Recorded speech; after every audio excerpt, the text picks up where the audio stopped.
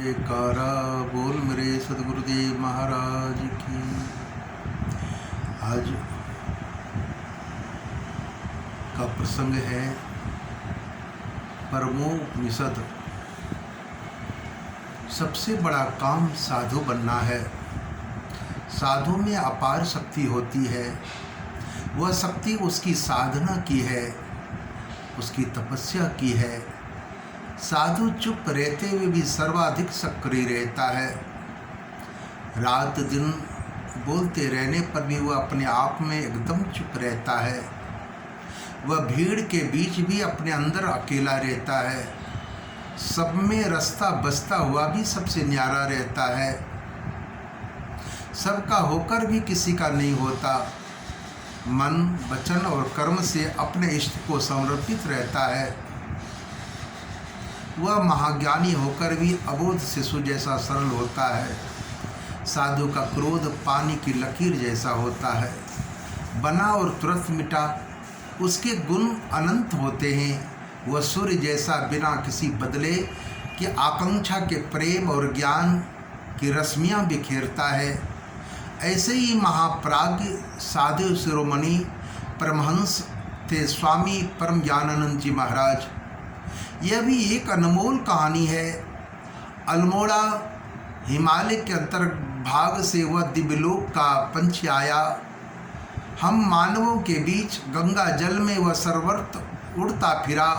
अपने मधुर गायन से सबको मुग्ध करता रहा और फिर वापस उड़ गया अपने अमर देश को। जहाँ से आया था वह कौन था, वह क्यों सर्वत्र उड़ता और गाता फिरा।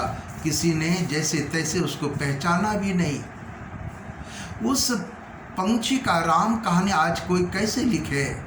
दिव्य लोकों में पहुंचा हुआ कोई आर्ष लेखक हो, सुविचारक हो तो लिख पाए। लिख पाता तो वह क्या नया उपनिषद ही बन जाता, परमोपनिषद। परम जीवन कथा का एक अनूठे उपनिषद से कम क्या है। परम पर लिखना तो महाकाश पर लिखने जैसा है।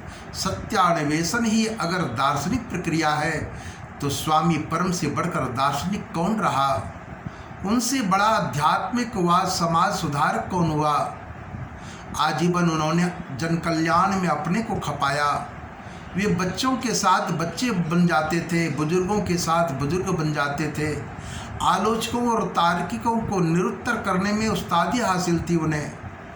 भाषण प्रवचन करने में बेजोड़ थे वे। वार्तालाप और गपशप में भी अत्यंत माहिर थे। उनके श्रीमुख से जो कुछ भी निकलता था वह आर्ष वाक्य देववाणी था। उनकी अंतःसत्ता इतनी जागृत और भाव समृद्ध थी कि रात दिन प्रवचन देने पर भी उनका ज्ञान भंडार कभी खाली नहीं होता।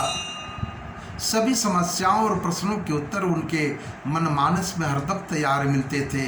वे अपने हृदय की बातों को सीधे किसी के हृदय में उतार देने में अत्यंत निपुण थे।